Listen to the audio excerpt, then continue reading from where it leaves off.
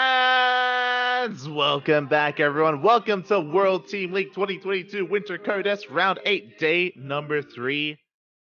In our second series of the night. We are back. Hope you enjoyed that break. Hope you enjoyed those TGI Friday gaming chairs.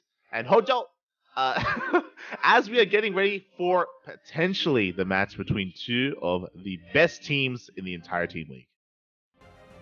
Here we go. We do have this long-awaited matchup between DPG and Onsyde Gaming. We have Hero and Maru, two of the best players in the world here facing off today. And every matchup, honestly, brilliant with these two teams. Yeah, I know we saw some we've seen Hero versus Maru throughout the year, but we can never get enough. We always want more, Poppy. There they are, the ace players for their respective teams, the best Terran and the best Protoss in the entire world. You love to see it. Beautiful and very exciting to see these two players match up once again. Pretty hard for them to have a boring game, honestly, and they're so back and forth between each other, but we also see first up, we're going to have Dark versus Neeb, and that's a really cool matchup because Neeb could honestly cause the upset here. Yes, exactly. You know, Dark is one of the best Zerg players in the entire world. He is definitely A tier, but coming up against him is one of the best Protoss in North America, one of the best Protoss that the foreign scene has to offer.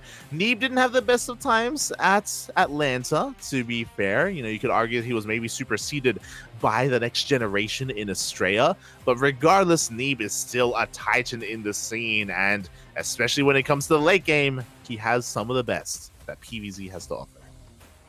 Yeah, absolutely. But a player who doesn't always let the game get there with his crazy build. So this is DPG's Dark.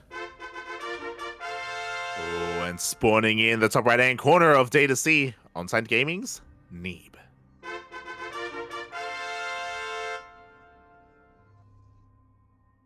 Oh boy. Here we go. We do see the probe coming out to block that hatchery, as is tradition. As is tradition indeed. And I guess as the openers are pretty standard, we can talk about the players a little bit here. For those wondering, Neeb is a titan in the scene. He has been, or I mean, recently it feels like he's been reaching, I don't know if I want to say new peaks, but he's definitely in form. I know Scarlet has kind of spoken highly of him about not just his late game, but his play in general. Yeah, Neeb is very sharp. He's definitely on that next level and has looked at a world level for a long time now. He can be a little bit shaky with his form depending on how much he's been practicing, but considering that this is really tournament season with Atlanta having just come past, I have to think that he's going to be a little bit more warmed up, so to speak. And we do see as well Dark kind of coming into his Ronin era with this facial hair. I was about to say, like, I'm still not used to his facial hair just because we didn't get to see him at Atlanta, right? So like I haven't seen too much of him with his new due. Really taking you know, what's it called? November? What's the November, that's it. November to the next level here. You know, he really is just letting his face flourish. No shave November. There you go. You're right. It's November. But yeah, looks good. Yeah, it doesn't look bad. I'm liking it. I'm liking it. There are some people that, you know, attempt to grow facial hair and it just doesn't work. Exclamation mark for not a fluke. Speaking from experience. I haven't tried. I don't know if I want to though. That's the thing. I don't know if the world is ready for that. Giga Poppy. Poppy, oh my god. Grand Poppy. Grand Poppy, let's go.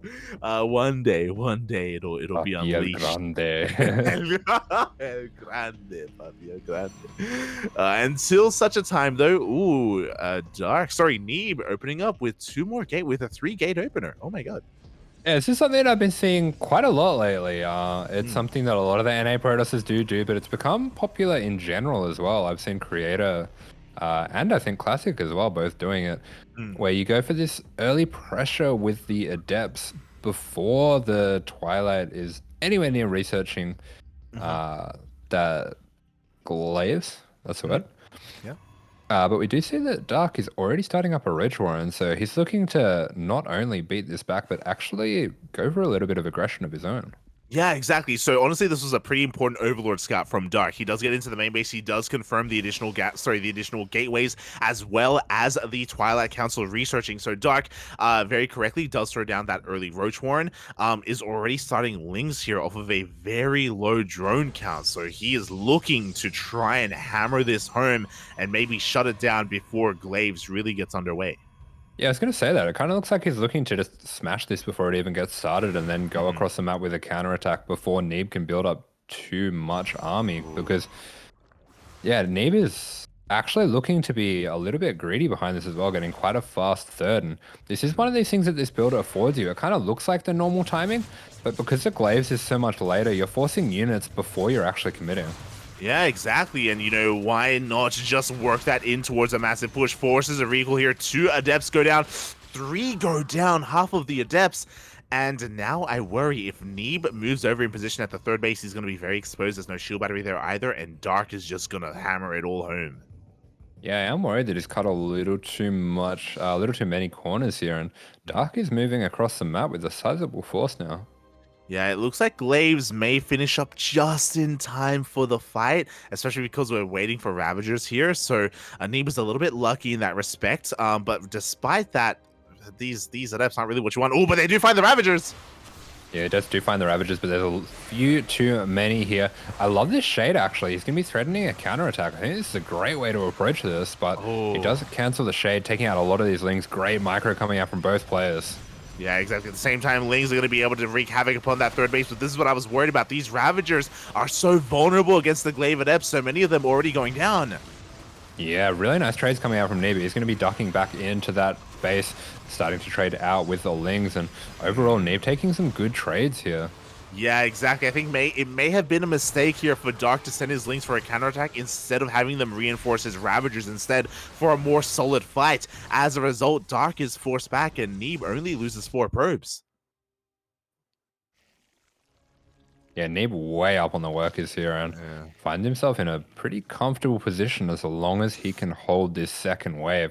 To that end, we do see Immortals coming out. We see Sentries as well. I love the addition of Sentries. Yeah, Sentries, Immortals, Shield Batteries, all Neeb has to do is hold onto the high ground. And this is Data C. It's already such a defensible position. It looks like a couple of these force fields are going to get taken out by these Biles. The Biles, they need to connect with the army. It looks like some of them do. Oh, beautiful splits by Neeb, though. Just so little room to work and manages to find his way through. But that Shield Battery Overcharge is going to be going down. This is a lot of Ravagers and Roaches, and this is a dangerous moment for Neeb here.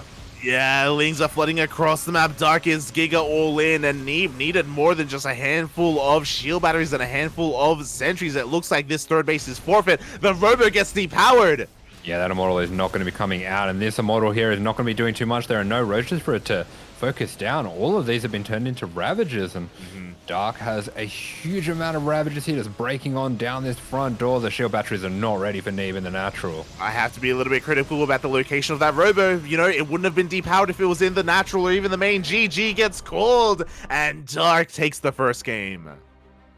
Yeah, Dark with that killer instinct he is known for absolutely shuts down the greed of Neeb. Neeb not able to go for this momentum-based play of the Glaives with the greed behind it. Dark just smashes down that front door, says, none of that. You have to play normal, you have to play safe. You have to let me play my game. Exactly. That was close, though. Let's be honest. Like, Neeb did handle the first wave very well, and he was preparing for the second wave with what felt like everything he needed. I do think that Robo, like, it's a bit of there are pros and cons, right? It means that your Immortals immediately reinforced at the third base, but because Dark was so all in, holding on to that third wasn't really a priority for Neeb. If he had known how few drones Dark had, I'm sure he would have tried to hold the natural instead and maybe thrown down his Robo at a different location. Yeah, I mean, that is a good point as well, that he could have focused his defense a little bit more back at the natural, maybe even given up that third, but hard to know just how committed Dark was going to be there. Exactly. He had no scouting information of the drone count at the natural or the third of Dark. So in the end, GG, well played. Dark takes that first game, and Neeb, his map choice, he goes for Cosmic Sapphire. Yeah, I really like this. You were pointing to this before, Neeb, a player that's a lot more comfortable in the late game. Not to say that he's not comfortable early, but he has some of the best late game in the world, and I think he would like to take the game there against Dark.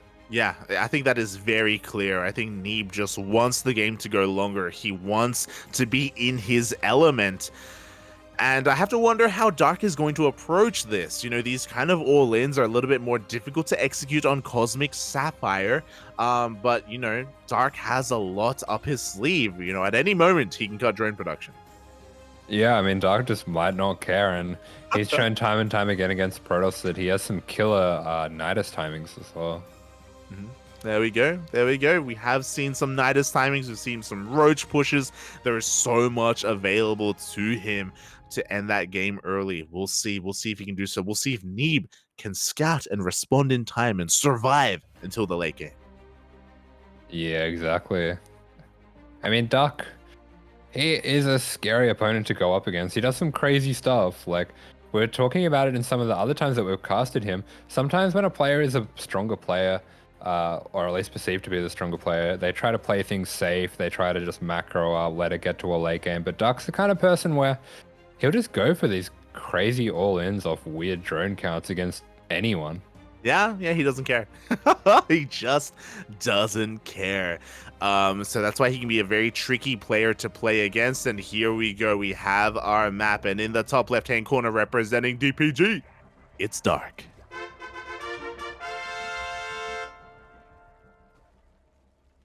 And in the bottom right-hand corner for Onsyde, looking to tie things up, this is Neeb.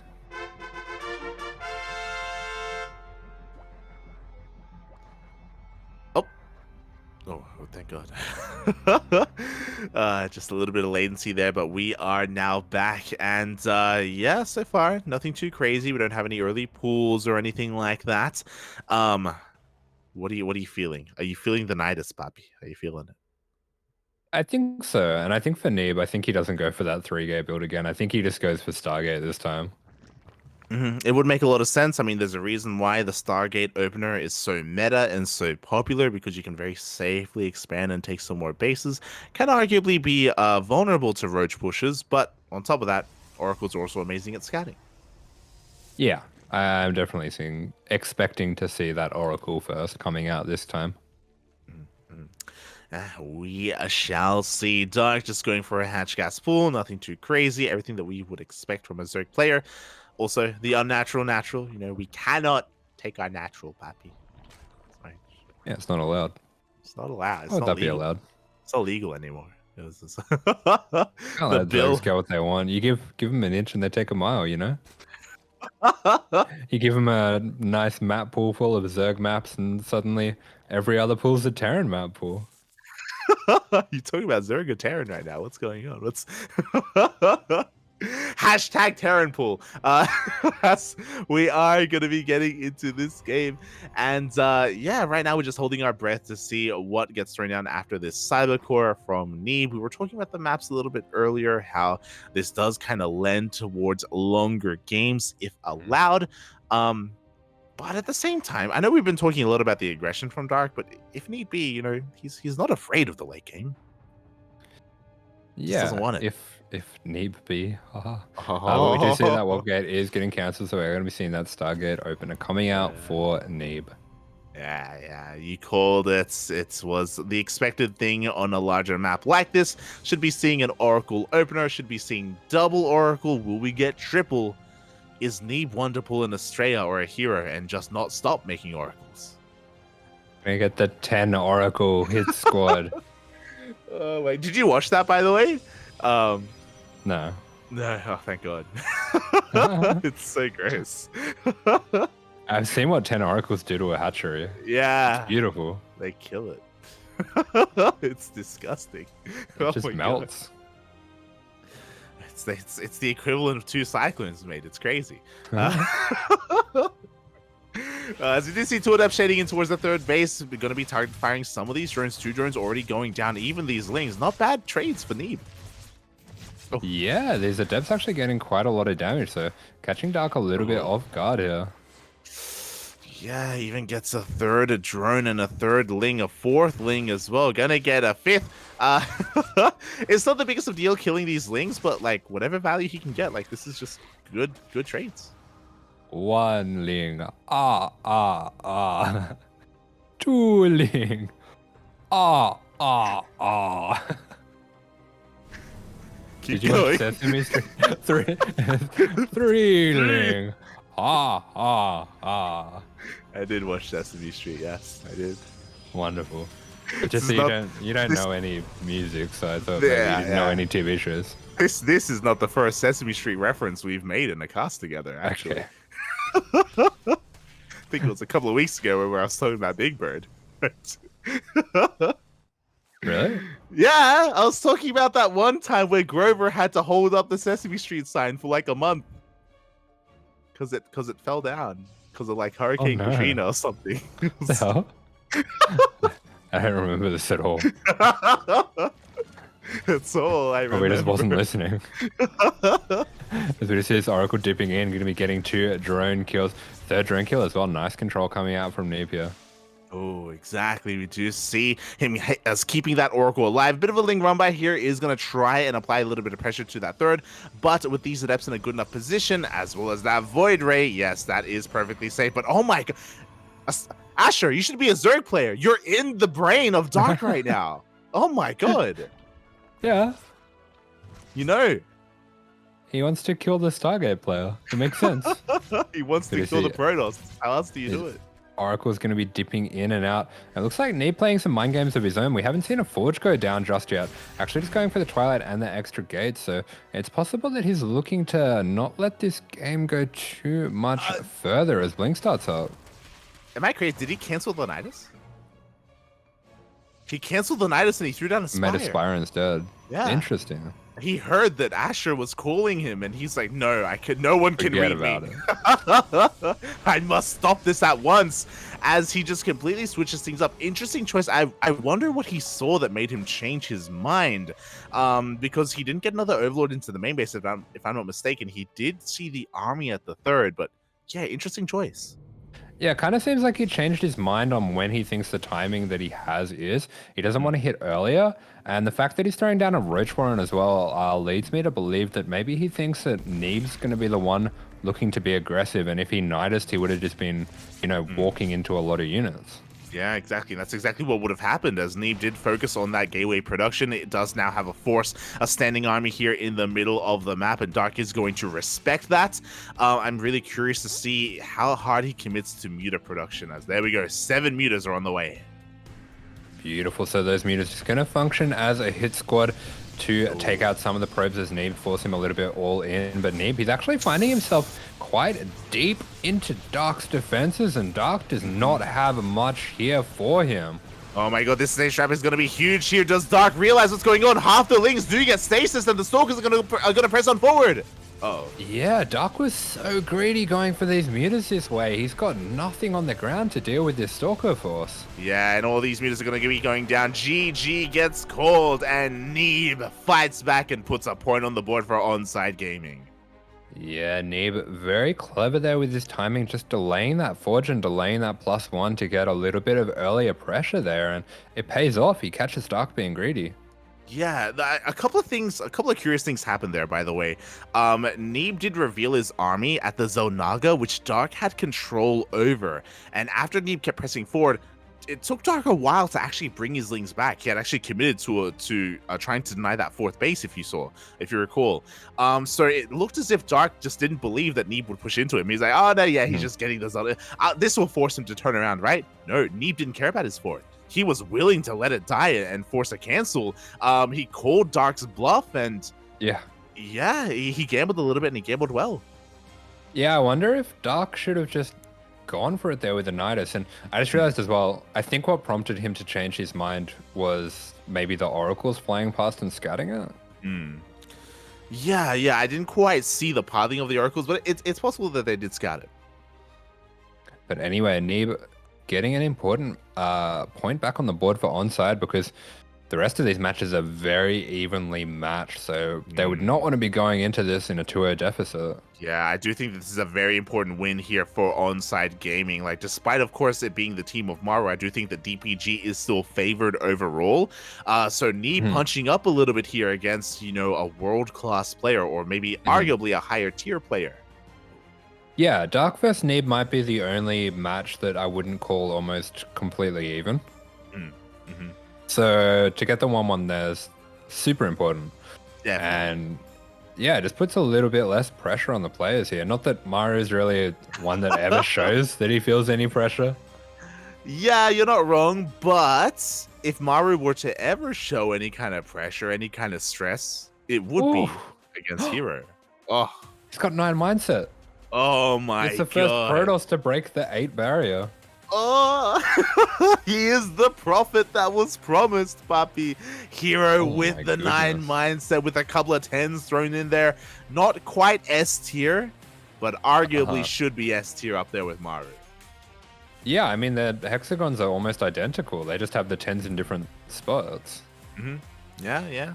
They got the 10s in different places here. And oh boy, we'll see how these Titans do collide. They have been facing each other quite a bit in tournament play. Makes sense because they do both have deep runs in these tournaments. And now they even roll the dice and they face off in World Team League. Yeah, they have been hitting each other in grand finals a lot, which is not surprising. They're probably the 2 best players in the world right now. So this is a thrilling match. This is kind of we do have the soccer, the World Cup going at the moment. So this is kind of your Messi versus Ronaldo. This is your 2-star players going up against each other. Let's go, Messi. Ronaldinho, let's go. Wait, who is who, though? Who is who? I think Maru's Messi because he's short. Yeah, 100%. Yeah. I was going to say the same thing. Yeah. The little master. Like, that could be Maru's name as well. Oh, yeah. Exactly. Beautiful. You love to see it, mate. And we are going to be taking to the dance floor on Moondance as well. Interesting kind of map to field our players on. To be fair, I mean, the maps are revealed after the players are picked. So, yeah, here we go. Game 1 between these 2 Titans. And in the bottom right-hand corner, DPG's Hero. Oh my God. And in the top left-hand corner, the 4th race himself, this is Onsyde's Maru. And it wouldn't be a Maru series if there wasn't an SCV just rushing across the map. Yeah, it looks like Maru, he wants to be the first one to speak in this game. He's going to be going for that proxy racks. Now, Maru has been doing this quite a lot, pretty much every game lately. I say lately, for the past 6 months at least. He's been driving this double gas meta. And one of the things that you can do to mix this up is you can put your racks with this build basically anywhere. You can put it on their side of the map. You can put it fake proxied on your side of the map. You can just put it in the wall if you want to be boring, but you can do the same build with your racks anywhere and just make a Reaper and then float it back. So that's what I'm expecting to see. Is I do have to point out as well, Maru's got the hood on. Oh, Maru, he's ready to game, Papi. He is already smudging the Terran way. Yeah, he is. Normally Maru's the one that shows us the way and then we, follow in his suit. But it looks like he's taking a leaf out of some other Terran's book and he's going to be putting that Duma hood on. Yeah, he's seen what his people have been doing and he is one with the people, Papi. He has the hood up. And we do have that Reaper on the way. Hero, interestingly enough, does go for that Zealot first. Zealot is going to be rushing across the map as well to find whatever damage it can. Yeah, Hero with that no scout Zealot first. And the Zealot's going to be a little bit annoying across the map for Maru, but it does mean that he might be able to dip in here and get that scout before the Adept comes out. Yeah, depending on the positioning of the Adept, the Reaper can get some damage done. We do see him tempting fate here, looking to try and go up this Reaper cliff, out of vision of Hero, of course. And, ooh, the Adept completes a shade and is in the middle of the map. Yeah, there we go, that Adept going straight across the map. He's going to make things a little bit complicated. We don't see any shield battery in the main here for Hero. He actually didn't put his pylon near his base, so this Reaper is getting a lot of damage, but incredible probe micro out of Hero. I don't think he lost a single probe there. He did not. 0 probes went down, just lost Oh mine time, my and that's the goodness. ideal scenario, mate. You do not need a gateway unit, apparently. That's insane. That's actually so hard to do. As we do see across the map, this Adept is going to start taking out these SCVs. And I wonder if Hero's even going to be able to send a probe across the map to help soak up that mine shot once the first mine does pop. But actually a Cyclone for Maru. Yeah, Cyclone first. Cutting a couple of corners here. It does take a little bit longer to pop out, but it does nonetheless. We do have a recall back home as Hero wants to regain control of his natural, opting not to throw down a pylon with a shield battery. Wants to overwhelm the bunker instead, but I don't know if that's even going to work. Yeah, there's no battery here, and that does mean this Cyclone's free to move across the map, and Mari gets to do what he loves doing best. He gets to be the bully here. Yeah, and Bully, he does the Zealot almost going down. The Cyclone is on the way. Shield battery is thrown down. I think it's powered from the high ground, if I'm not mistaken. So it will be in range for this, but is it too late? Because this Nexus is taking damage. Very cute moves there by Maru as well. Doesn't waste the lock on with his Cyclone. Instead got to auto attack that Zealot and takes that one out as Hero. He's being forced to make a lot of units here, and that is not something you want here as the Protoss. That delays everything else. It delays your tech, your extra gateways. Yeah, exactly. In the end, he's going to commit here, but the Cyclone from the other end, he's pulling Hero apart, and the Nexus, is it going to go down? Well, that Nexus is so close to going down. It looks like a shield battery overcharge is going to have to be committed. There we go. There's the overcharge just to keep this alive. It looks like the Cyclones, they continue to be so annoying here, coming in from both angles. Mario putting on the most insane amount of pressure. Hero's defensive skills are being put to the test here, but he holds. Oh my god. Any other Protoss player in the Nexus would 100% be dead. Let's be honest here.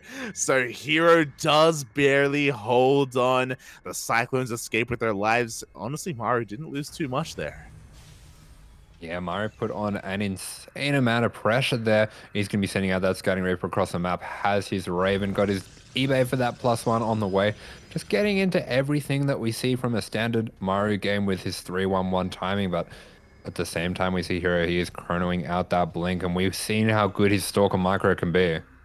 Yeah, exactly. And I'm sure he wants some revenge after that opener. I'm sure he's frustrated with what he had to go through. It looks like one probe is going to be going down. Shield battery finishing up a second too late.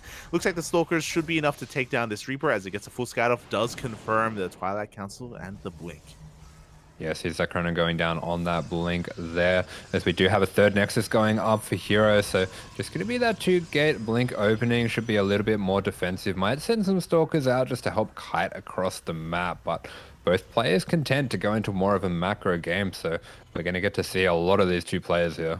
Yeah, exactly. Instead of throwing down more additional gateways, we see a third base from Hero, so he's going to be looking up towards the horizon into that mid-game. We see Charge on the way as well. Now we have the gateways, and yeah, I'm sure he's content with just slowing down from here after a very intense start. Yeah, exactly. As we do see his first scout coming out, is going to see those two Cyclones there. He's going to see the tanks getting pumped out by Maru. Maru with the stim, the combat shield's a +1 on the way, so getting towards that standard timing that we do see the Terrans going for a lot of the time. Throwing down that scan as well. Just going to confirm the gas count to see whether Hero is going for more of a gateway-based style or going into Colossus and Disruptors.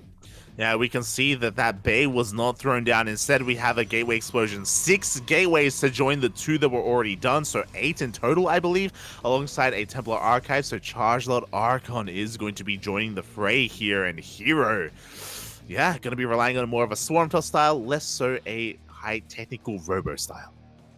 Actually expecting to see Storm go down here for Hero. He has been using Storm Drop a lot to help deal with these glitches, but Maru, brilliant positioning with these Cyclones, is going to be taking down this War Prism. Wow, any kind of Zealot aggression is completely shut down from Hero. Maru has free reign, free control of the entire map. He is moving out. Hero recognizes this, so he's going to move out as well to try and catch and get eyes on this army, but they do miss each other.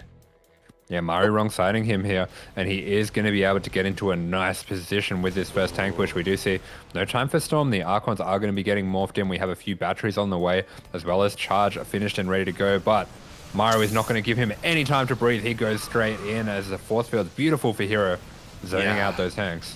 Exactly. Do you have the overcharge though? Maybe a little bit premature, especially after those force fields is going to be running out soon, and Maru is just going to wait it out before he pushes on in. Only has 2 tanks with his armor, but even Widowmine's going to be coming in to reinforce. Yeah, crucially, Maru already taking out one of these Archons, so just the one Archon and the one Immortal here as the power units for Hero. He's going to be taking this fight. Beautiful force fields cutting off those Marines from each other, but Maru just stands his ground.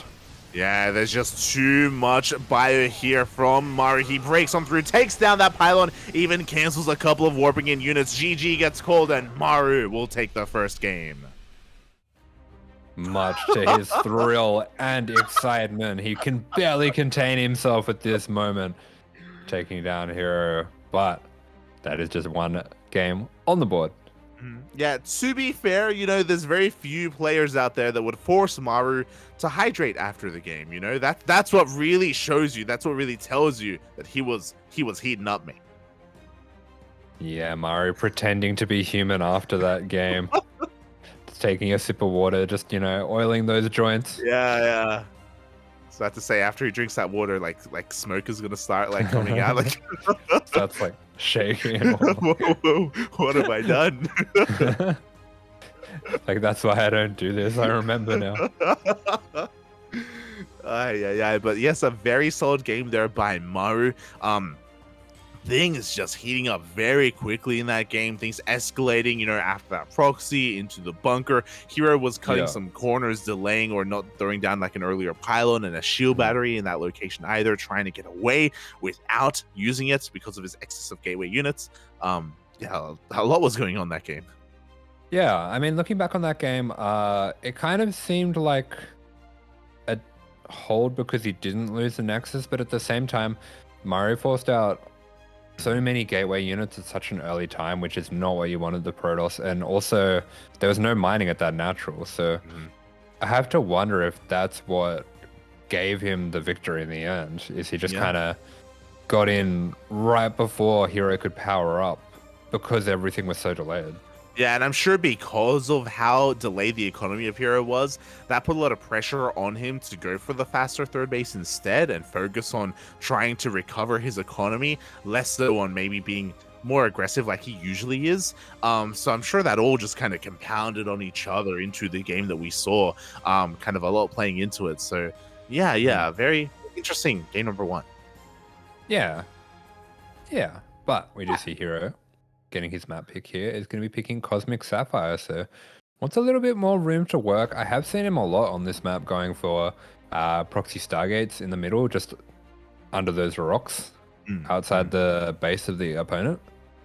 Yeah, I wonder if he's going to whip that out here. You know, as you were saying, there's plenty of room and plenty of locations to try and throw down these proxies. Wouldn't be a bad choice to mix things up, but at the same time, do you want to take that risk against Maru, especially in an important match like this? If Maru takes the win, you know, that's going to be a bit of a lead for his team overall. That's the brutal thing about this series. It's a best of 2, not a best of 3. I don't think Hero cares, like, in a good way. Possible, yeah. I don't think he doesn't care about the competition. I think he just, like, these top players have this feature, and we were talking about it with Dark. We saw it with Maru with that proxy Rax, where they kind of just don't care about their opponent, and that's what makes them so good. Like, they just go for these crazy strategies. And speaking of crazy, representing DPG, bottom right, Hero. And in the top left-hand corner of the map, this is Maru.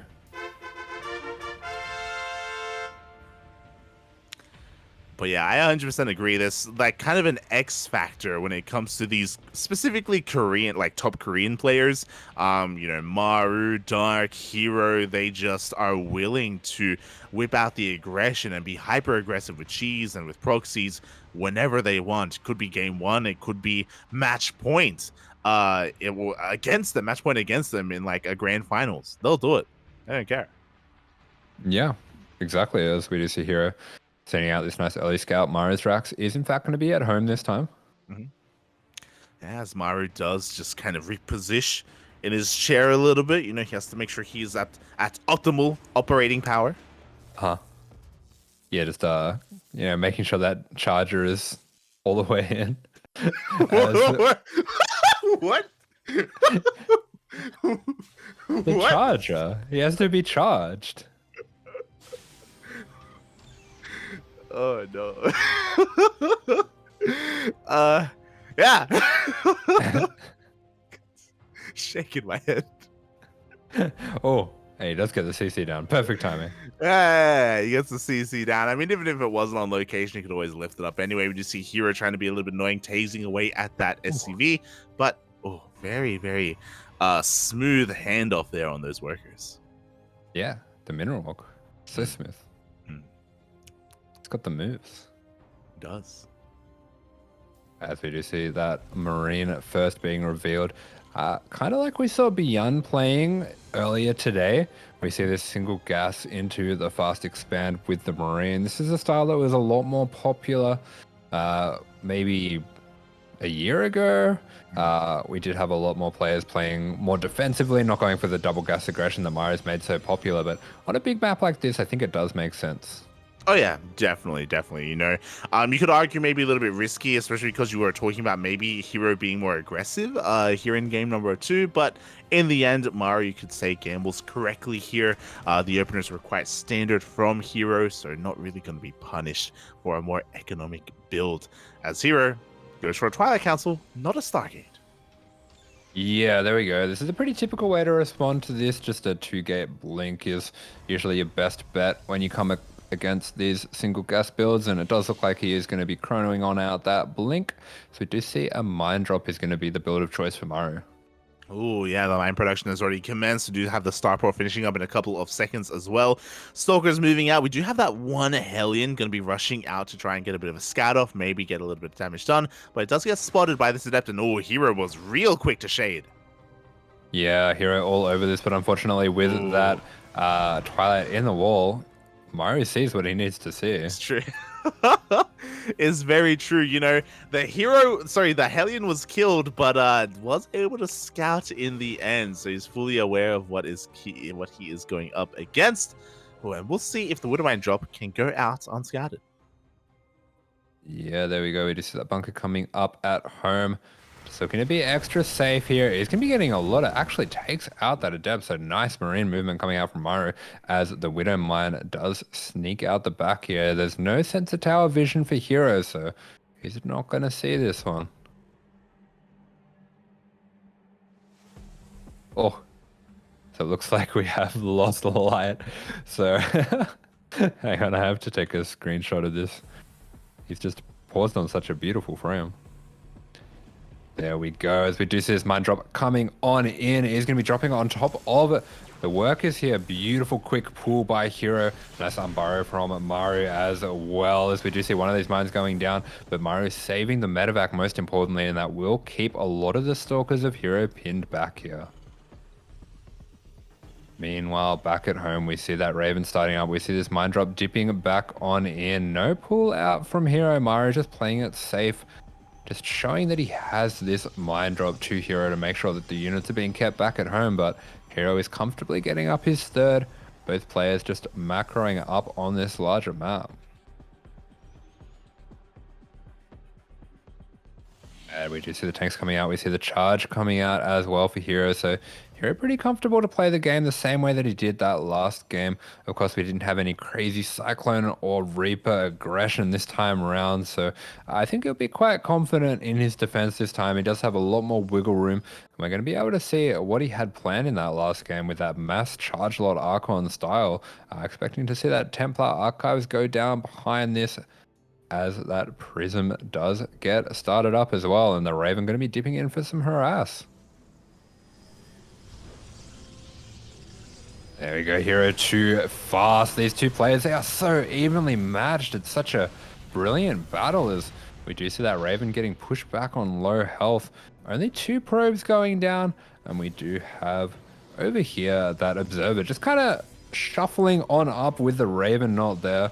The mine drop is going to be committed, so the Stalker's not going to be pinned back anymore. I do worry about that a little bit, as almost seeing a huge probe drag, but just there in time. We are going to see a Stalker going down, so that is a high value target in the end.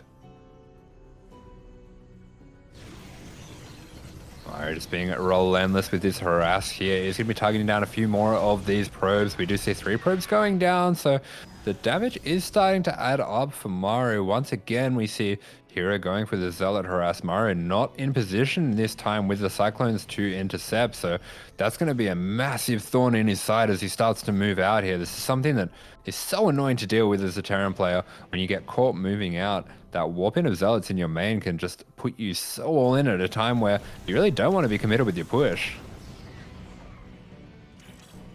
The mines do burrow. We see them unburrowing as well. Doesn't want to drag those mines into all of these SCVs here as we see a massive Zealot warp in, and Maru's caught between a rock and a hard place here. He doesn't want to move back, but he does forfeit his natural, and there's so much pressure on him now to get damage with this push.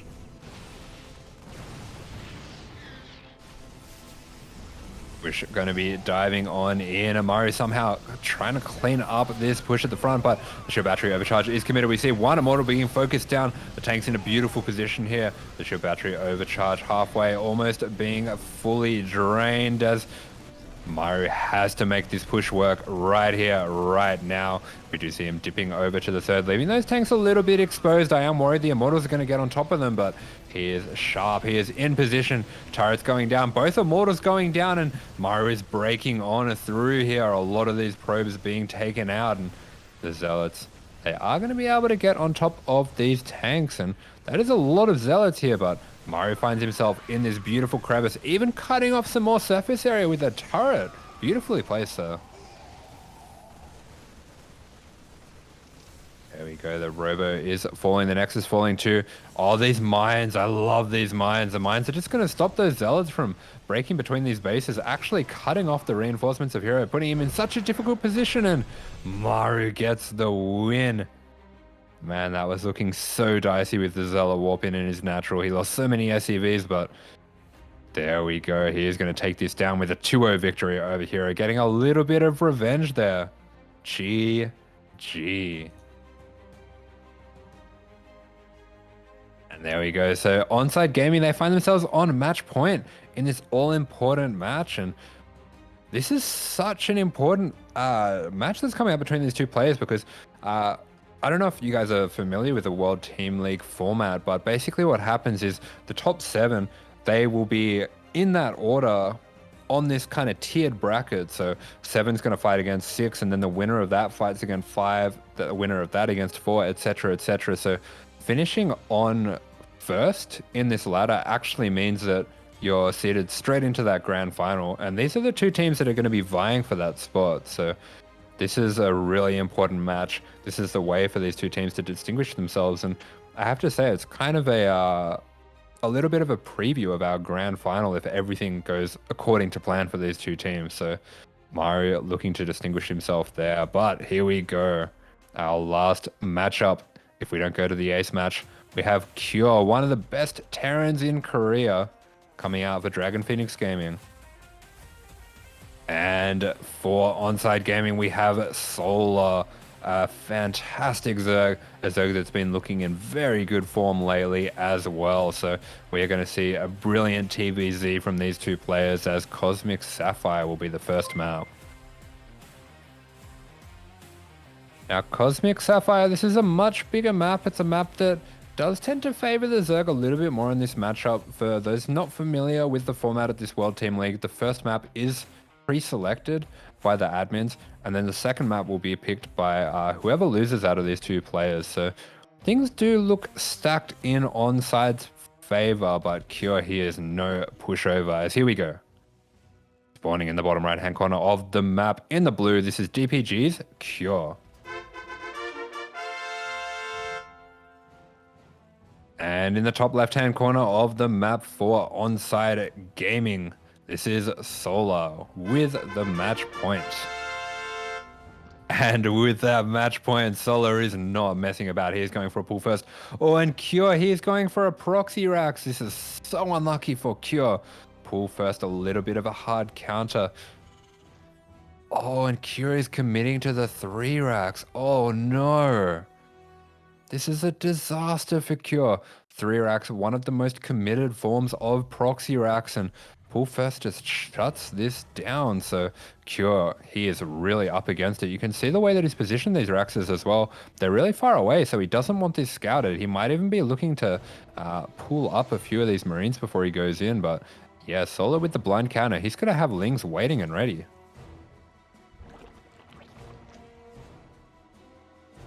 And here we go. 6 Lings being started up straight away. Oh, I really feel for Cure in this position, man. This is so unfortunate for him. He took a big risk with everything on the line for DPG, and looks like Solar might just be cruising his team to a victory here.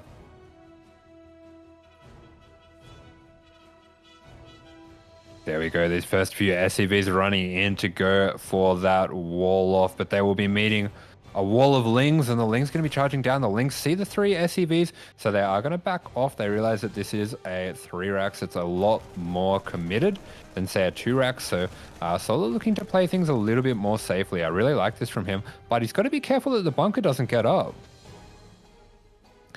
You're doing a great job with these Marines. Is just going to be zoning out those Lings from the bunker, and the first Queen is going to be coming on out here. It's so important for Cure here that he defends his SCVs. First SCV is going to be going down. The Marines are going to be starting to get some damage on this hatchery. Just to be clear as well for Solar, he doesn't have to defend this hatchery. He can give up the natural go for a roach response, but with all these Lings and Spines coming out, it does look like he just wants to smash this down. We see a few Lings over at the Raxus just trying to cut off the rally, but that bunker, it does get up. I love the way that Solar's positioning this Spine. This Spine over here, it is in a position where the the bunker is not able to hit it, but it is able to hit the bunker. And Cure, if he wants to get a little bit fancy with it, he can duck in and out in between those Spine shots, but the Queens are kind of in a position that doesn't allow that. And back at home, we see for Solar, for Cure, sorry, he's not getting his extra gases. He is fully committed with this. Spine just going to be whacking away at this bunker, trying to get the health down. The repair is good. We see the 2 SCVs are still alive, but Solar, he's going to be committing. He's coming in with these Lings, cutting off the Marines from reinforcing the bunker. The hatch does go down, though. A little bit unfortunate for Solar. It does look like he was committing quite hard to defending that hatchery, but Cure, he doesn't flinch. He focuses that hatchery down and keeps a lot of these Marines alive. And he's going to be stopping Solar from going for any kind of counterattack. I say that, but the Lings, they do sneak out, and Cure's going to have to get on home with those Marines here.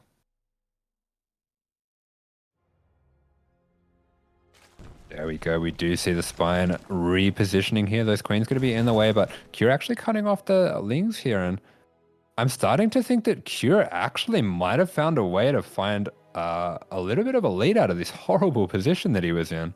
As we see, wow, a 3rd CC go down as well. So he's going to try to greed his way out of this one, realizing that Solar doesn't have any roaches, doesn't really have any potential to break him.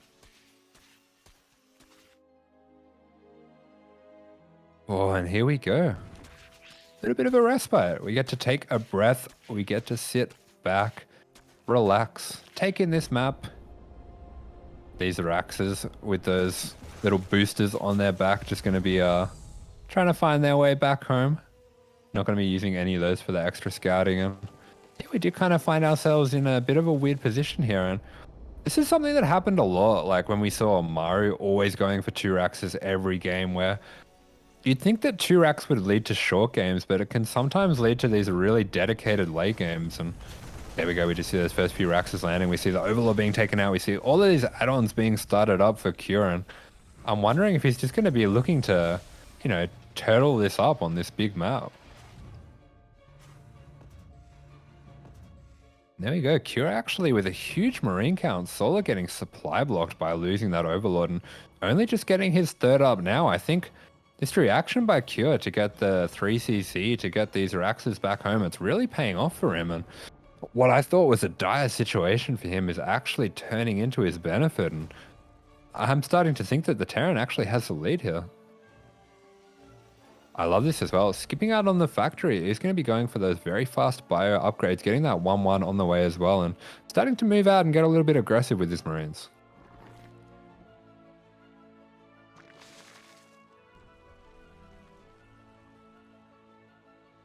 There we go. We see that third on the way. Solar just getting a little bit of scouting with his lings. He's going to have to be careful that he doesn't run into these Marines. We do see that tower being taken as well as we go past our beautiful sponsors here for the World Team League. Shout out to TGIF. All your gaming chair needs. We do see the queen count starting to rise for Solar. He's starting to get back into that comfort zone. Things were pretty crazy at the start of this game, but both players sort of just allowing each other to get everything they want. We do see that factory finally coming up for Cure, so we'll have significantly delayed medevacs here. Well, back on the side of Solar, we see that layer on the way, so yeah, kind of a funny thing. Both players are being very aggressive at the start. And now both players just kind of chilling. Just getting everything they want. Getting that creep going as well. All the upgrades finishing up for Solar. It looks like he didn't want to play out a long game on this map. This is a map that can be pretty nice for the Zerg. But here we go. We have a massive bio push coming on in here.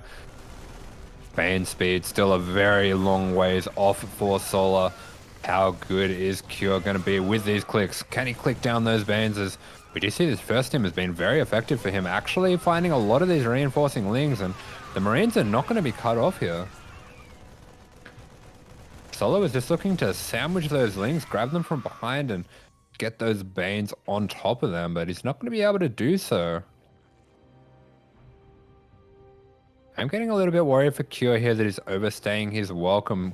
We don't see any medevacs on the way, but we see a lot of Raxes on the way. He's going to be fully committing to this 8 Rax, 3 base all in, and I love this decision. Doesn't want to let this game go on too long on this large map. Doesn't want Solar doing anything cheeky like getting that gold base, and we do see the third up and running. There we go. Solar getting a little bit spicy out on the map. Still a pretty long way off with the Bane speed, so I do want to see him being a little bit careful here, not losing any of those Banelings, as we do see the first few medevacs coming out for Cure.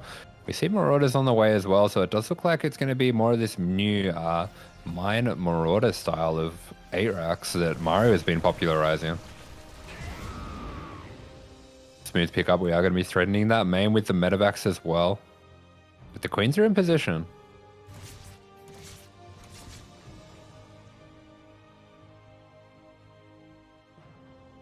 There we go. Bane speed is finally finishing on up as we see another round of drones coming in for Solar. But both players equal on workers here, and that is something that favors the Terran. The Terran has found a way to really find their foothold in this game. Cure exerting a lot of pressure here. These Marines are very low. They're going to have to pick up and get out of there. But he is dragging the army out of position as we see that second drop moving on in at the 4th base of Solar. And Solar not really in position to deal with this just yet. There we go, a little bit of creep going to be cleared up, but nothing really doing there for Solar. Both players just kind of skirmishing back and forth. Q would love to clear up a little bit of this creep for his 8-Rax pushes. Yeah, we do see that Marauder mine style that Maru has been popularizing. This is a bit of a new way to approach the 8-Rax. 8-Rax normally being mass Marines and tanks, but we're seeing this Marauder style growing a lot in popularity, and especially against pure Ling Bane, it can be extremely effective. We have those Marauders up front just to take those Bane shots. We see the mines are going to be trading extremely well with those Lings and Banes, and yeah, Cure going to be putting on a lot of pressure here as he does look to dance back and forth with the units of Solar. He's right on top of this hatchery here. There we go, the Ling's going to be diving on in, trying to drag those mines onto the bio forces, and we see a full commitment here as those Hydras start to pop, and Cure a little bit slow to react, but he's to be able to get on out of there, and we see a lot of those Banelings going down, a lot more Banelings being morphed in, but I wonder if Cure can just jump on top of this before these Banelings are ready. Drop up to the north is going to be remembered, as the Observer remembers as well. Maybe the Observer would make a good Terran player here, as we do see the push being committed to. We're going to be seeing the player splitting on back, but Cure his supply is absolutely swamping that of Solar. Solar wasn't really able to drone up to the count that he wanted to, and Kira is taking fantastic trades on the front here, as we do see those mines being shuffled on up. This one Hero Marauder just going to be shelling away at those queens as 3-3 is being started up, and that 2-2 timing, it is here. And Kira is right on top of this base. Solar is being suffocated in this game. So they're going to commit on forward with those Banelings, but we see almost every Baneling going down. A few more Banelings being committed here. The Hydra's going to be jumping on forward, trying to get some damage on these medevacs, but there is just too much here for Cure. Cure is going to be stimming on forward, trying to trade out those last few Banelings. And Marauders going to be soaking those on up, and just bio against Hydras. This is a tough situation here for Solar. A lot of damage going down on that hatchery. Hatchery just trying to, Cure just trying to force Solar to commit to this fight, but Solar actually getting some nice connections with those Banes. We do see the last of those Banes being taken out here, and Solar just kind of teasing back and forth, trying to force Solar to commit to a fight that he doesn't want to save that hatchery. Drop up to the north, still being kept alive. We see some hot pickups being attempted there, not quite pulled off. Cure being a little bit lackadaisical when it comes to this micro against the Banelings, but he is going to break through at the top right-hand side. But meanwhile, Solar, he does find himself with enough Hydras to push on back, and this game is really in the balance between these two players.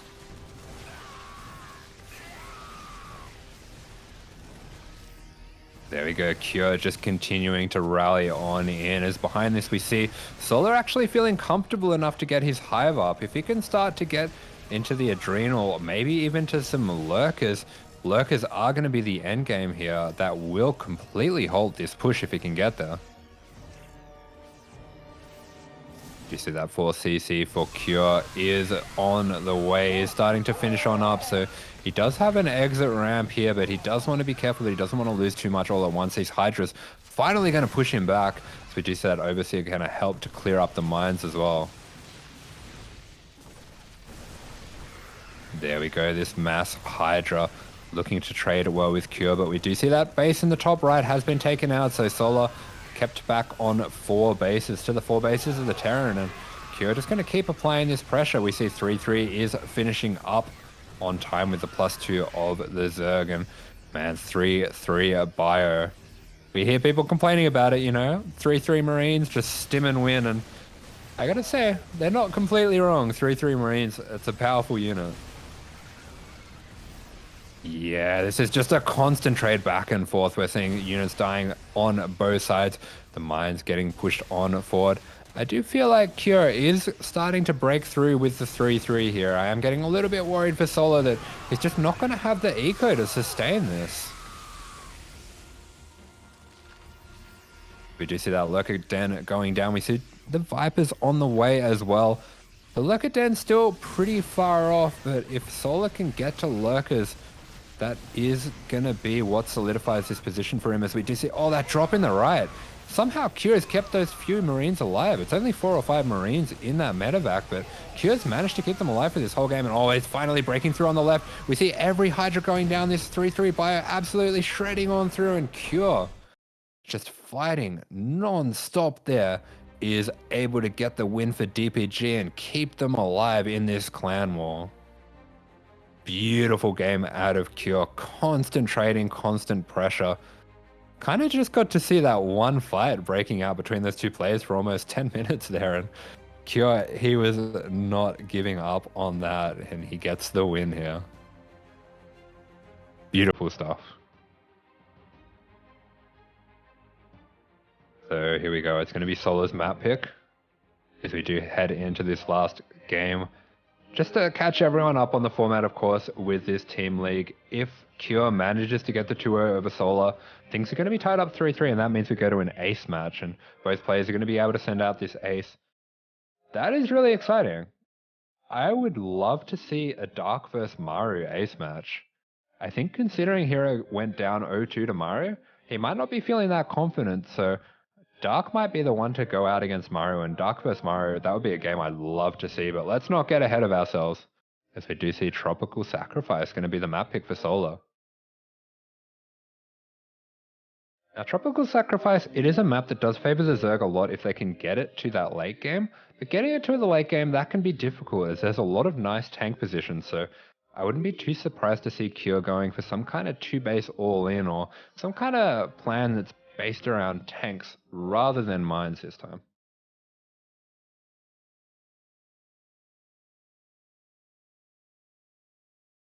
Do see this game just being set on up, and yeah, I have to wonder if Solo's going to be looking to go for something a little bit more aggressive this time.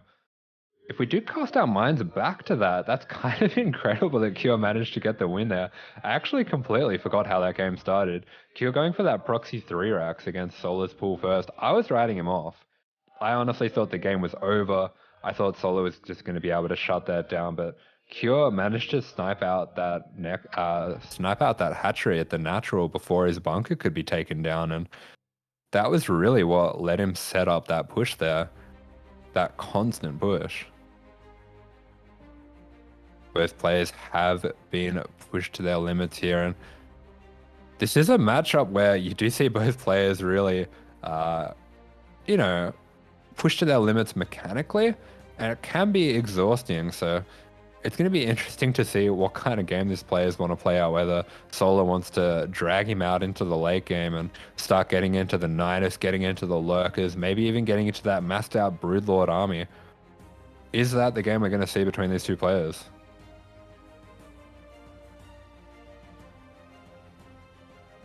Ooh, so we do get a little bit of a breather here. Man, I kind of love these poses coming out from the two players. I feel like the arms crossed is like the meta pose. Oh, I don't get to talk about the meta poses as we go straight into the game. Spawning in the bottom left-hand corner, this is DPG's Cure. Not going to be going for the proxy racks again. And spawning in the top right-hand corner, we have Onsyde Gaming's Solar. There we go, Solar. Flipping coins once again correctly. Is going for the hatch first.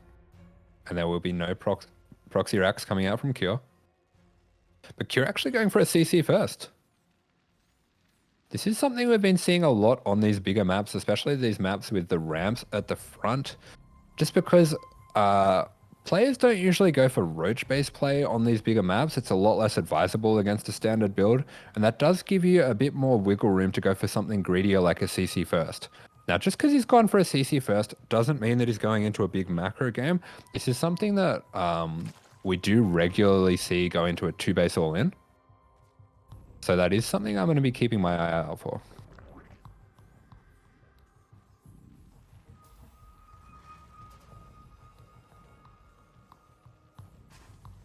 Here we go. Both players going for very standard builds. Solo once again just checking for those proxy spots.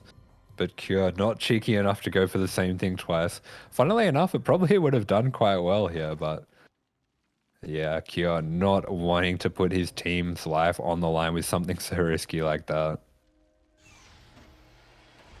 So there we go. It does look like it's just going to be the 1-1-1, no 2-1-1 based CC first coming out from Cure. And the first thing that I'm going to be looking out for is whether he goes for factory in for a starport or whether he goes for a third CC. So third CC is something a little bit unusual, something we see players like Spirit going for out of the CC first, just using that to kind of springboard their economy. But these Korean players, when they go for the when they go for the CC first, more often looking for an aggression on 2 bases. Here we go, we see that first Reaper coming across the map. Slightly delayed, of course, because of that CC first, so not going to be able to take out any links, take out any creep tumors, just looking to scout, really. Q would love to see the third timing of Solar just to make sure that's going down, but there we go. We actually do see a third CC, so I was saying that this is something that's a little bit unusual, especially for the Koreans who do tend to be a little bit more aggressive, but yeah, we're going to be seeing a 3CC, so Q wanting to play a drawn-out macro game here. He sees Solar throwing down the gauntlet, going for Tropical Sacrifice as the ace match, and he says, I have no problem with that at all. I'll see you.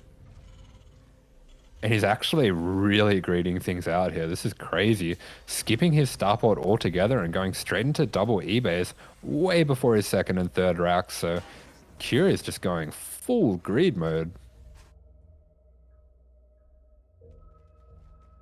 Oh my god, wait, what is this? There's like a little springbok.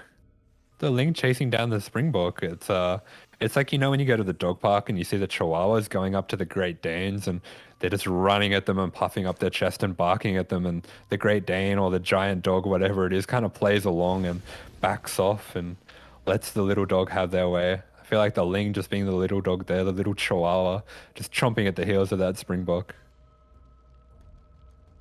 Odysseus Marine is going to be in position to try to deny the Overlord scouting. It's very important for Cure that he does try to deny the scout on that third CC. So there we go. This Hellion is just going to be sharking back and forth, trying to clear up any creep. The Marines are going to take out that Overlord, but it looks like the Overlord is just in range of that third CC, so Solar should have full vision of what's going on here. There we go. We see a Spore. We see a lair straight away out of Solar. We see those extra gases going up. And I do think that going into Mutas would be quite a nice response to this, just because the Marine count of Cure, it's so delayed. So Mutas could actually be really annoying to deal with. Yeah, exactly. Especially after what happened in game number 1, which I was totally a part of and which I totally saw. Welcome back. I was gone for so long, Papi. I forgot you existed. Not like this. How could you forget how I felt, Papi? How could you forget the things we shared, the moments between us? Like, I had to move on. It hurt too much. It hurt too much to remember, like, I had to forget. Yes, I did end up DCing in the midst of game 2 between Maru and Hero. Now suddenly we're in game 2 between Cure and Solar. What the hell's been going on without me, mate? A lot has changed. We all drive flying cars now. Oh no, not like this. Well, so far, looks like a relatively standard game. 5 more Raxes were just thrown down, by the way, from Cure. Oh my god. Okay, I'll catch you up. So first game, Cure went proxy 3 Rax and Solo went pool first. And Cure still managed to take out the hatchery. Yeah. And then he went into an 8 Rax with Marauders and Mines, and they basically fought over the third for like 10 minutes straight, and Cure eventually won. Disgusting. Yeah. So this game, oh my god, Cure went for a CC first, 3 CC, threw down double eBay on just 1 Rax and 1 factory. Oh my god, what? And went straight into his upgrades. And Solar just kind of sat back and chilled, and his 4th was actually pretty late, so I think Cure kind of has the lead here. It's like, look at this. His 2-2 is on par with the 1-1 of the Zerg. Yeah, what you just said made no sense in my brain, by the way.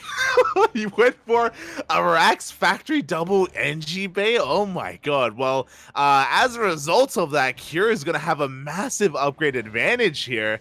Solar still struggling to just keep up in a way. He does have a decent drone count. Don't get me wrong, we were just talking about it. He doesn't have it. It took him a while to get his 4th up and running. So far, does end up catching this double jump in the middle of the map. Is able to buy it some time. Needs to spread this creep, though, for the push that is going to be coming. Yeah, he is going to clear out some of this creep. I mean, Cure went Omega Greed this game, and he hasn't been punished. So that means that this 8 Rax timing that he's going for is going to hit that much harder. And there we go. We see those Hellbats being morphed in. So it's going to be... He's actually making Hellions. This is very unusual. Instead of making Mines, he's going for like a Hellbat Marauder style. This is old school. Yeah, it's honestly insane here. Something that we haven't seen since Heart of the Swarm, to be honest. Maybe a little bit Legacy of the Void. We'll see how well this works. Solar, of course, does have a heads up. He's trying to make as much Ling Bane as possible. A lot of creep is now receding here, and Cure, he's looking to try and force his way up this ramp. Yeah, so the way that you deal with this with the Zerg, as the Zerg, is you just make a huge amount of Banelings. So Banelings actually trade pretty well against the Hellbats, especially if they're bunched up. So he's going to be looking to go into like as many Banelings as possible and Hydras, but Cure is just dancing back and forth. I love the way that he's controlling this, trying to keep his army split. To be fair, though, a lot of this army did go down, but we don't have that many Banelings remaining. There we go. A couple more Banelings do morph in here without the support of as many Marauders. As you were saying, Hellbats aren't the most tankiest of units, but Cure, he doesn't turn around. He wants more damage. It looks like he's going to try and force his way up towards the triangular third. Yeah, so I think the plan here for Solar is just to use the Banelings to take out the Hellbats, and then to use Ling Hydra to clear out the bio, but Kira's in a pretty good spot here. He's clearing out a lot of creep. We do see those queens to the south trying to replenish that creep as fast as they can. Yeah, and mate, 3-3 is on the way. Oh my god, 3-3 already on the horizon here for Cure. Maybe 8 Raxes, but my god, this man does not stop with his upgrades. Creep is being cleared. The 5th base is going to be cancelled. Yeah, I mean, this is something that we saw in that previous game. Cure went for 3-3 really fast, and Solar's approach to deal with it in that game was to try to get the Hive and try to get into Lurkers, but here we go, we do have an engagement. Oh, yeah, that we do. Meanwhile, we do see Cure does... I think we are not synced up right now. I just realized. Oh, God. Uh, Oh, what time are you at? I'm at 9:38. Oh, okay. Go ahead. All right, there we go. As we do see that double drop just being threatened up to the top left-hand corner, 950. And we do have a lot of creep being cleared out here by the Marauders and Marines of Cure, but a huge amount of Banelings being walked in by Solar. Looks like he does know how to deal with this, going mass Baneling and Hydra. Oh, yeah, exactly. And for the time being, he's just struggling to get a 5th base up and running. Double drop does go into the main base. Oh, Queen is targeted down, and Lings are trickling in. Yeah, really nice trades there for Cure. Does drag the army out of position as well. And that means he's going to be able to set up on this hatchery. Big cancel there. Yeah, exactly. Like, for the past couple of minutes, Solar has been desperately trying to get another base up and running, but he just cannot do it. This army is just too intimidating, and there's just not a lot of creep strength. The Bling Bane does roll on forward. Decent connections. Oh, huge connections and a big cleanup here for Solar. And he's able to do what he wasn't able to do the last game, and he buys himself room to tech to Lurkers. Definitely. You can definitely argue that Cure may be overextended. 3-3 is on the horizon. It's almost done, and he committed to a major fight there. A fight that maybe he didn't need to take after forcing that cancel, so Solar does have that breathing room. Yeah, so basically in the last game, Cure managed to kill Solar just as he was teching into Lurkers, probably about this stage. But now we see Solar, his Lurker Den is finishing on up, his Hive is finished completely. And that does mean that he has the breathing room that he needs to actually get these Lurkers. Yeah, does he really though, as the 5th base is going to be denied once again? Oh my god, the power of the double drop does deny that. We see another force coming in towards the bottom right-hand corner as well. There we go, the first wave of Lurkers are on the way. Groove Spines on the horizon, Vipers are coming out as well. It's going to take a while for these Lurkers to get in position, so there's still an opportunity for this drop to deal damage. Yeah, there we go. We do see a lot of Vipers on the way. This one Viper is going to be protected by the army, does manage to get on out, and we do see that Ghost Academy for Cure has been started up, so Ghosts on the horizon as well. It's going to be very important for him that he does try to keep these Lurkers at home for the Zerg while he builds up that Ghost count. Yeah, exactly. Like right now, even though we do have a couple of Lurkers, they're looking a little exposed here at the fresh mining bases. It looks like Cure doesn't want to test his luck there. He doesn't want to go for it. He does catch a lot of these creeping queens. Yeah, a lot of queens being taken out. The Lurkers are revealed. Those first few spines go down, and we immediately see Cure starting up Ghosts. Oh my god, exactly. We see the double drop just scouting and confirming that Lurker Den as well, and I'm worried because there barely was any creep earlier. Every single creeping queen was just killed, and I don't see Solar replenishing them anytime soon.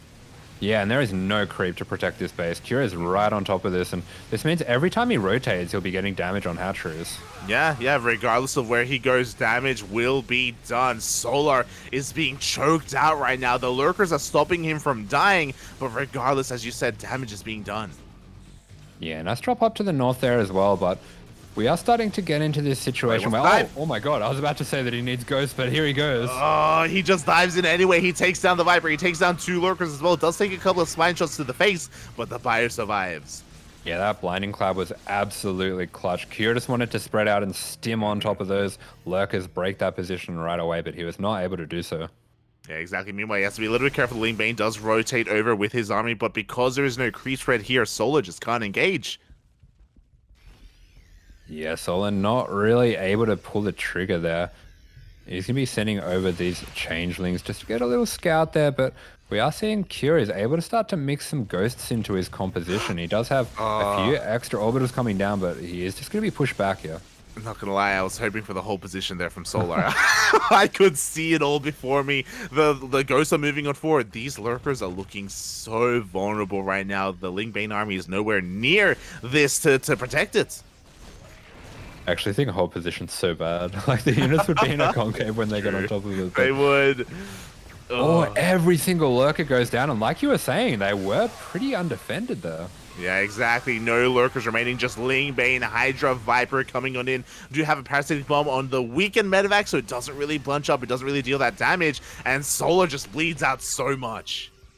Yeah, Cure finding that corner to start to wrap around, and Solar realizing the danger does pull back, but not before losing a lot of his units. And once again, this creep spread is such a problem for him. It really is. We know what the ghosts do overextend. The Lingbane does connect. There were no splits. Huge connections there, and it looks like it was because Q was setting up this attack on the top left. Yeah, so Kira loses his army, but he does snipe that 5th base. We have a stick towards the top, but if he snipes this base as well, it could all be worth it. Instead, he goes for the drone damage. Yeah, he's going to be looking to pick out the drones, looking to trade out with the Lings as well, but Solar for the first time with a pretty significant lead in the supply, and the first Nidus has arrived. This is Solar's way to get the game back on that side of the map. Exactly, but you know what? The Nidus is denied. The Overseer gets sniped as well. This does at least force Cure back home, so Solar has the opportunity to actually get this base up and running. Bailing's roll on forward. It looks like he will be able to barely stop this drop. Yeah, there we go. We do see another Nidus just coming up out of vision, and Solar finally going to be able to put the pressure back on Cure.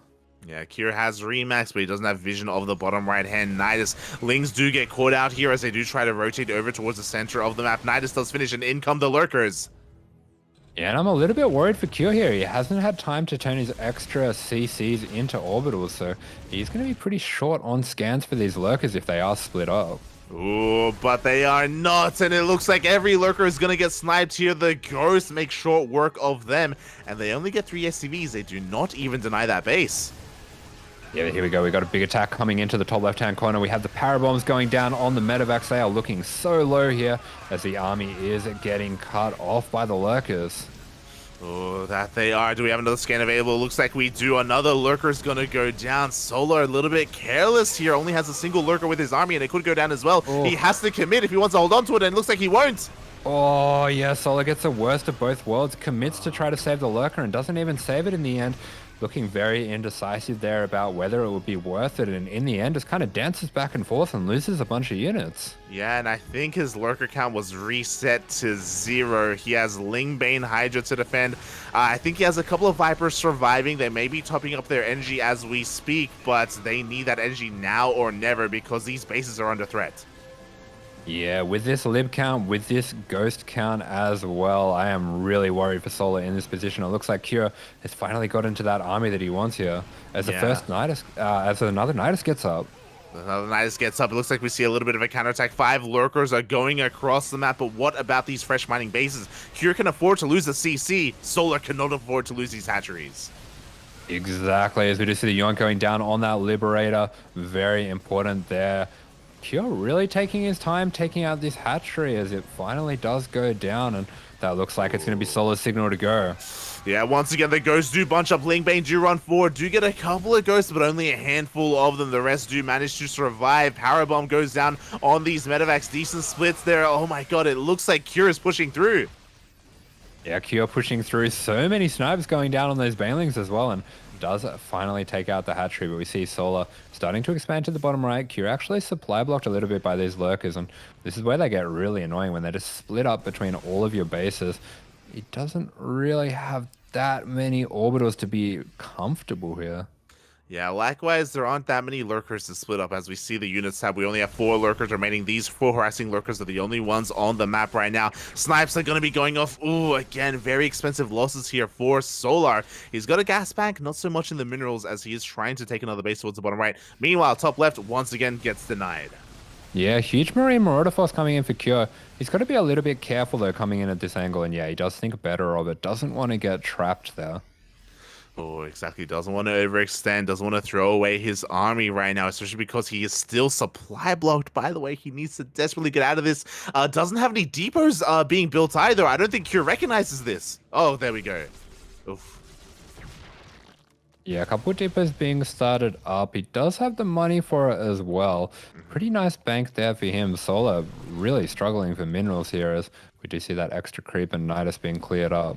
Yeah, Laser, is that you? 6 depots do get thrown down here to try and get the hell out of this supply block. This is going to be buying Solar a lot of time, and with that time, he's going for a little bit of harassment. To do see a lurker hit squad headed towards the top left-hand corner of the map, and there's not a lot to defend, not a lot of detection either.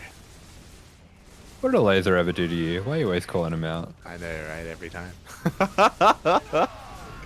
Ay. Look, he's got the emote, okay? He's got the Twitch emote. We're going to make use of it. True. There we go. We do see the CC is saved. We see the CC to the 6 o'clock there being cancelled for Solar, and this Liberator actually getting a lot of damage here, denying the mine here. Oh, pretty crucial damage at that, because it feels like Cure has been on the back foot for the past couple of minutes. Despite the great fights, harassment-wise, he has been struggling, so it's great to see him finally dish out some of that damage here. Meanwhile, Solar does get the bottom right up and running, now fully saturated. There we go. The drop going to be sent out. So both players kind of catching each other out, being a little bit sneaky. That drop flying over the Nidus there.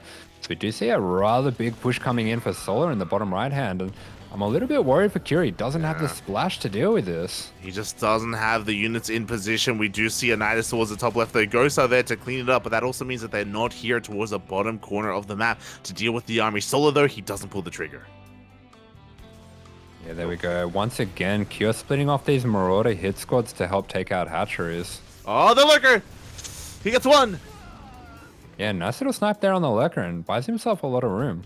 Yeah, definitely. He denies the base, he snipes the lurker, he saves the majority of that drop. I think he only lost a single marauder there, maybe a marine as well, so not bad at all with this harassment. Meanwhile, the main army of Solar is still threatening this this triangular third of Cure.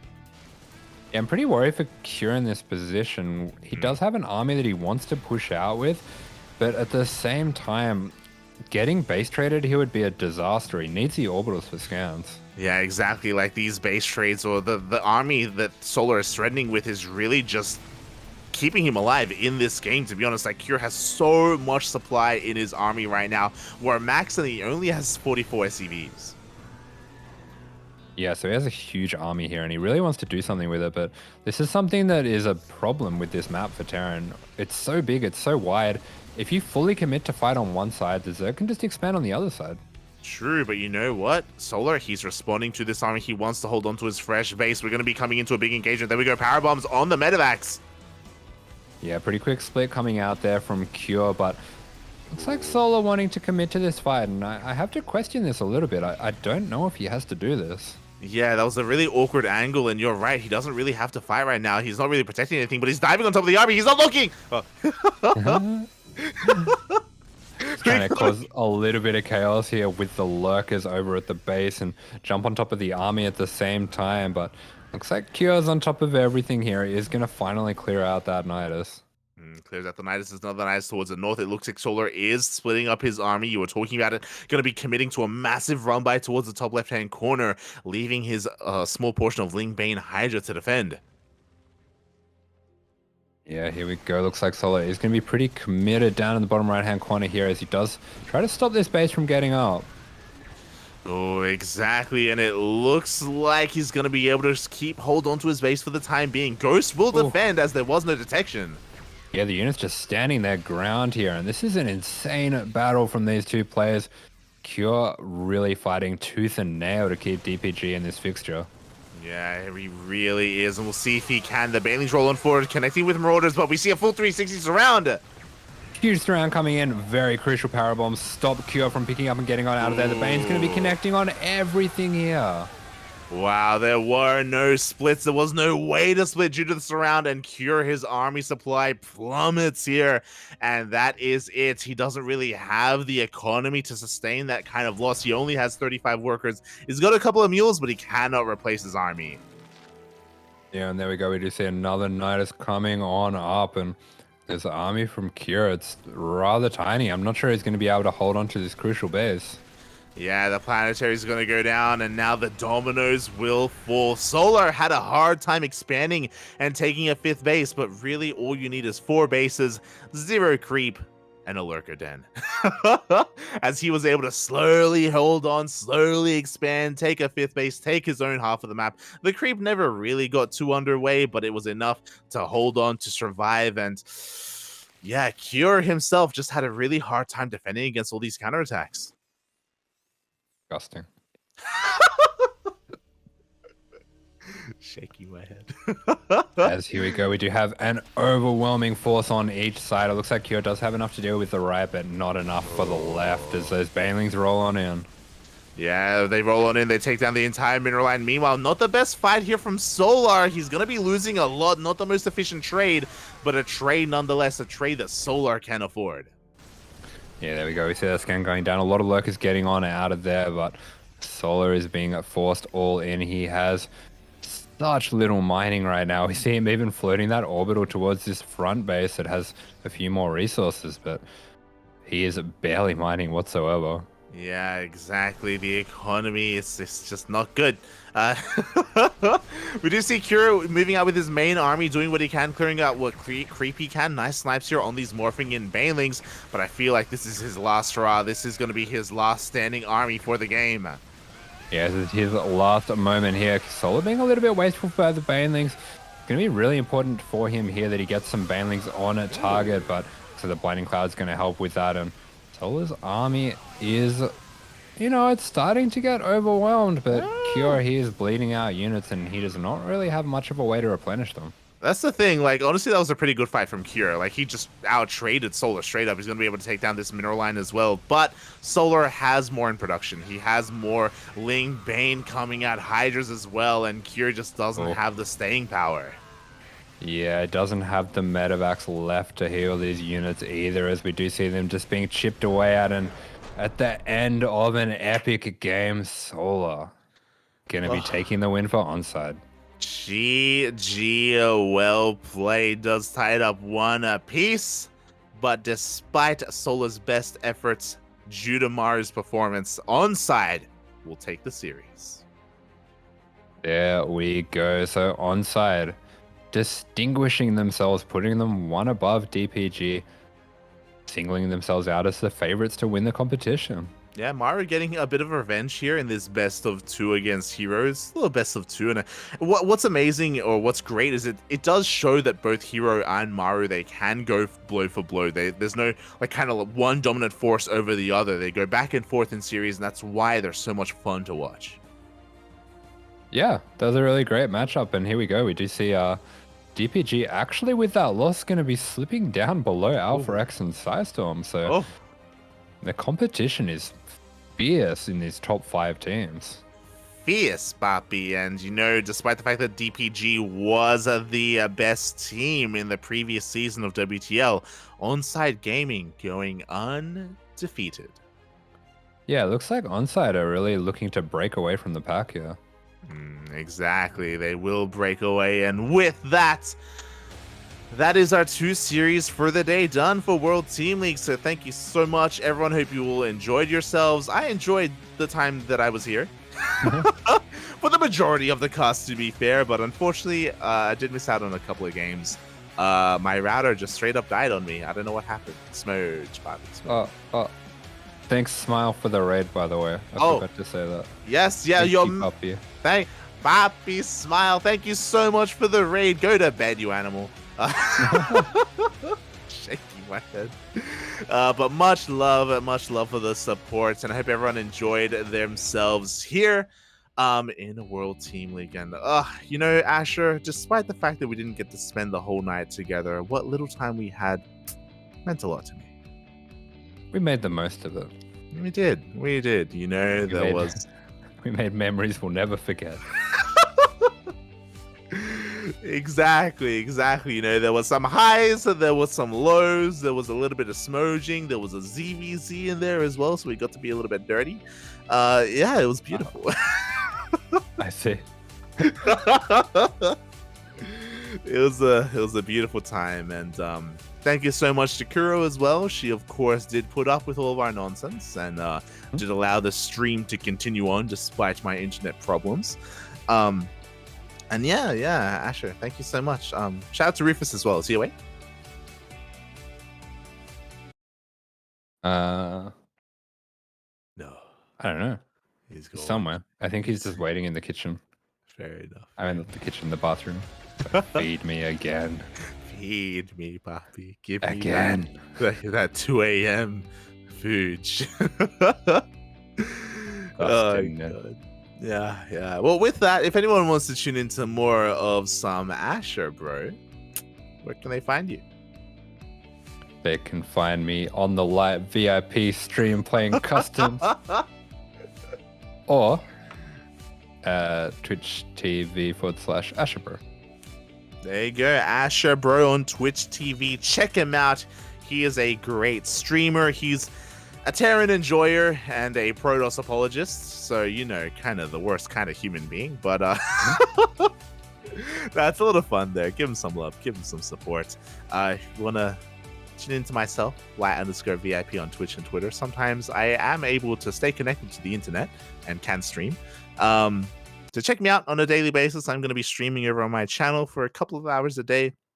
Just some cheeky ladder sessions, maybe some Spider-Man throughout the week as well, just so I can finish some single-player gaming.